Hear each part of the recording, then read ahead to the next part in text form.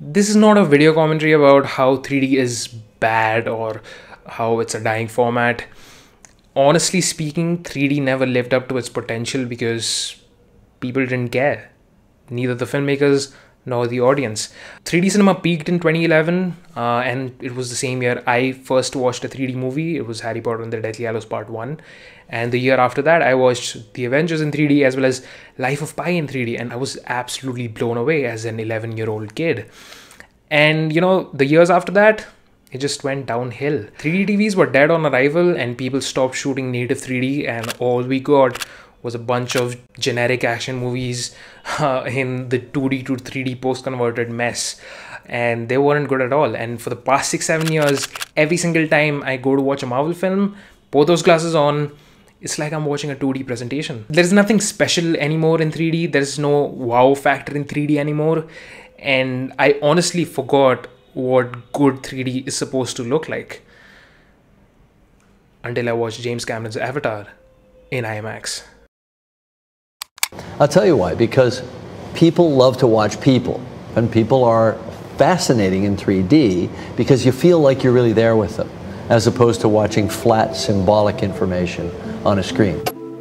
You feel that sense of humility, but you also feel a sense of participation in something so much bigger than our day-to-day lives. People going to go see Titanic and have a great cinematic experience. I think this is going to revolutionize cinema. I think 3D will have a part in keeping the cinema experience alive. Ever since I was a kid going to the movies, there was nothing like the cinema experience.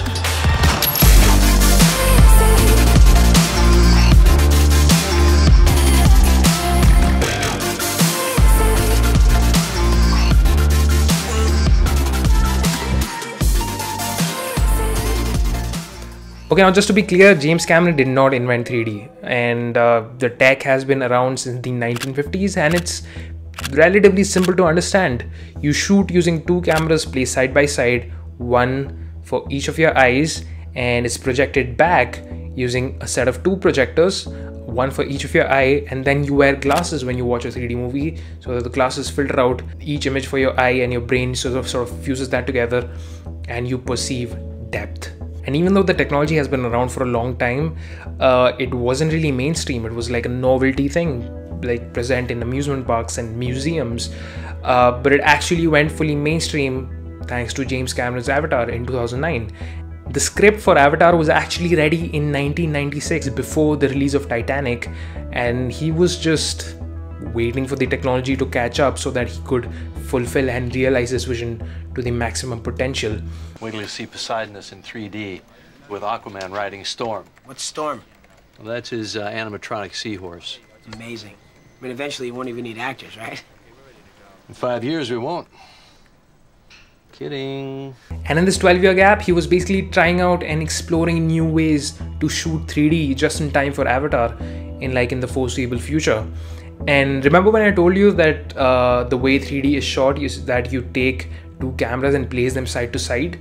Well, Cameron didn't like that. Like at CES, people were showing off 3D cameras, 3D camcorders, 3D everything, and it's always this side-by-side lens configuration. It's a huge mistake. You see, they're making the same mistake that we made back, 8-9 years ago, which is, you just put two cameras side by side and you've got it.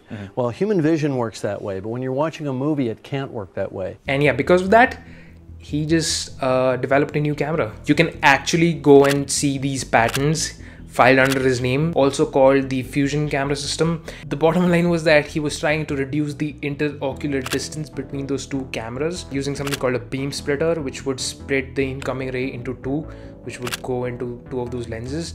That was again, an oversimplified version of that. So yeah, the camera was ready, but Cameron wasn't really sure of its capabilities just yet. So instead of directly shooting Avatar and experimenting it, he actually shot a couple of small-scale documentaries for IMAX 3D so that he could actually test it out and test the capabilities of this camera system. And when that worked, he finally locked this camera and all the motion capture and VFX stuff for Avatar, and the rest was history. And this was such a big hit that it kind of kicked off this 3D revolution in the entire Hollywood space.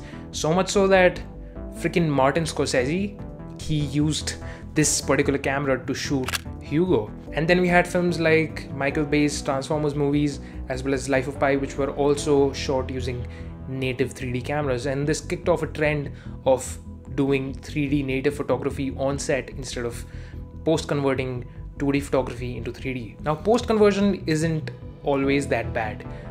James Cameron actually used post-conversion to convert Titanic, which is like a 20-year-old film, into 3D and released that in 2012.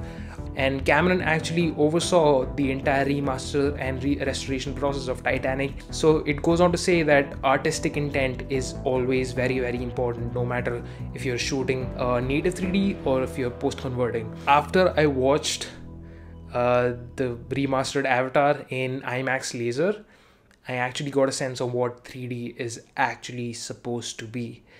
3D is not really about stuff coming out of your screen. It's more about your screen feeling like an aquarium. There should be depth and a sense of space, and it should give you a feeling that your screen is extending into a window, and that creates immersion. And as cheesy as this might sound, what else does storytelling need if not immersion? And this is not it. This is not the end of James Cameron and 3D. He just didn't want to stop by building this fancy new camera rig. He wanted to go the extra mile. In an interview, Cameron actually acknowledged that 3D has some problems. Most importantly, that it causes headaches for a lot of people. And to solve that, he'll be using something called high frame rate, or HFR. You know how movies are basically just a series of stills playing at a very fast rate to create a sense of motion? Well, that fast rate is 24 frames per second. All movies, like most movies, are shot in 24 frames per second, including this video, and all my videos are in 24 FPS. Now Cameron is talking about doubling that frame rate to 48 frames per second for 3D. Now, since Avatar was not shot using 48 frames per second, Cameron will be using something called motion interpolation, which is basically using AI and a lot of math to fill out those 48 frames per second, which were not there before. And he has partnered up with a company called Pixelworks. It's a VFX company, and they're pioneering this new technology called True Cut Motion, and it's supposed to be the most advanced motion interpolation technology available on the market. And it kind of worked. My IMAX laser screening was in 4K 3D high frame rate, and I got to see those bits of 48 frames per second. And that's the point. Cameron doesn't use 48 frames per second as a gimmick. He actually uses it to solve a problem with 3D, and it takes the edge off, it reduces motion blur, and it creates a very smooth yet a very almost unnoticeable effect. And it's such a nice transition from the 24 FPS sequences to the 48 frames per second sequences, and it's not distracting at all. It's actually very, very pleasing to the eye. And this is coming from a person who does not like high frame rate videos. I don't like motion smoothing, I don't like 60 FPS, but I really enjoyed this. This goes on to say how ingenious was it to take something which pretty much everyone hates, which is high frame rate, and use it as a very silent tool to fix some of 3D's problems. It's kind of ingenious. Okay, now look, I'm not really propelling some 3D renaissance propaganda. I mean, the format is kind of dead. It's just that I really respect James Cameron's love for 3D, and I mean, he loves 3D rightfully so. I mean, look at the scale and the epicness of his movies. I mean, they deserve to be watched in 3D. I mean, despite all the odds, despite the fact that 3D attendances are going down and literally nobody else is shooting a film in 3D apart from him, he still continues to do that just because he loves the format so much and he's committed to the theatrical experience so much. And yeah, even though James Cameron did not invent 3D, he might as well be the only person who can perfect it.